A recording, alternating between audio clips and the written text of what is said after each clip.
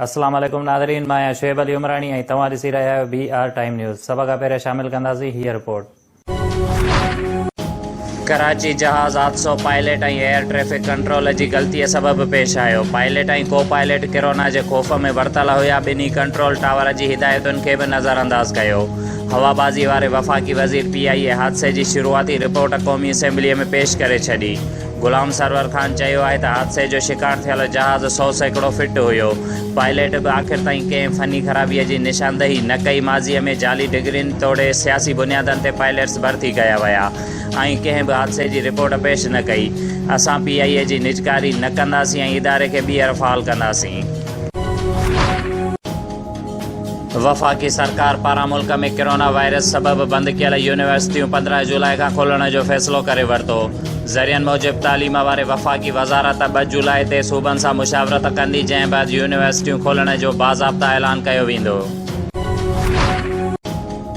सिंध हुकूमत चौमासे जी बरसातुनि खां बचाव लाइ तयारियूं शुरू करे छॾियूं। वॾे वज़ीर मुराद अली शाह पारां कराची, हैदराबाद ऐं ॿियनि नदियुनि नालनि जी सफ़ाईअ जो फौरी हुकुम। KMC खे बि बरसाती नालनि जी फौरी सफ़ाईअ जी हिदायत।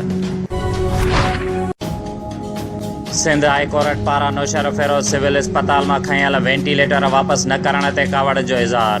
अदालत सवाल कयो आहे त नवाब शाह वॾनि माण्हुनि जो ज़िलो आहे, छा नौशर फिरोज़ खे नंढनि माण्हुनि जो शहर हुअण ते नज़रअंदाज़ कयो पियो वञे। महीने अंदरि वेंटिलेटर वापसि न थिया त DG हेल्थ पाण पेश थिए। बेनज़ीर इनकम सपोर्ट प्रोग्राम जो नालो तब्दील करण ख़िलाफ़ पीपल्स पार्टीअ जी दरख़्वास्त ते लाहौर हाई कोर्ट में ॿुधणी। अदालत वफ़ाक़ी सरकार ऐं सेक्रेटरी BISP खे नोटिस जारी करे छॾियो।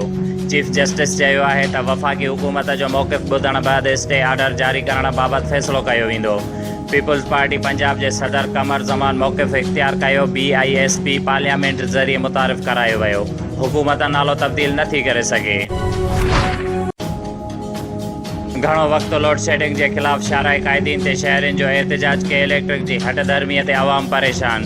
शाराए क़ाइदीन ते एहतजाज सबब ट्रैफिक की आमदो रफ़्त मुअत्तल।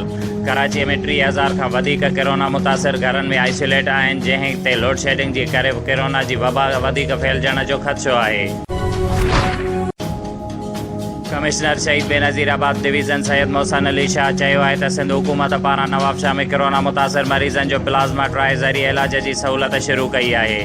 National institute of blood disease Karachi के चेयरमैन डॉक्टर ताहिर शमसी की टीम के तावन से PMC अस्पताल नवाब शाह में कोरोना मुतासिरन जो इलाज प्लाज़्मा ज़रिए कयो वेंदो। नवाब शाह के इलाइक़े मलक कॉलोनी लॻ मुस्तफ़ा इदारे वटि प्लाट के तनाज़े में देवबंदी और बरेवली जमायतुन में झड़पूं। 2 ॼणा ज़ख़्मी और 4 मोटरसाइकिलों के बाहि ॾिनी वई। पुलिस और इंतजामिया मौके ते मौजूद इलाइक़े में ख़ौफ़ हिरास। District नौशर Firoz police CIA police जवाबदार वज़ीर मंगरियो के कब्ज़े में फुराकियल 125 मोटरसाइकिलूं, पिस्टल और राउंड हथ करे बिरियासिटी थाने ते सिंध आर्म्स एक्ट तहत केस दाख़िल करे वरितो। कमाल देरो पुलिस जवाबदार जाड़ो और हबीबुल्ला माछी कत्ल के केस में घुर्बल होया गिरफ़्तार करे वरितो। कंडियारो पुलिस जवाबदार ज़ाहिद कलोड़े के निशानदही ते कत्ल में इस्तेमाल थींदड़ पिस्टल हथ करे केस दाख़िल करे वरितो। ठारूशाह पुलिस जवाबदार ज़हीद सोलंगी के कब्ज़े में 4 बोतलूं शराब हथ करे गिरफ़्तार करे वरितो। शुएब अली उमरानी खे ॾींदा इजाज़त। वधीक ख़बरुनि ऐं अपडेट्स लाइ ॾिसंदा रहो BR टाइम न्यूज़।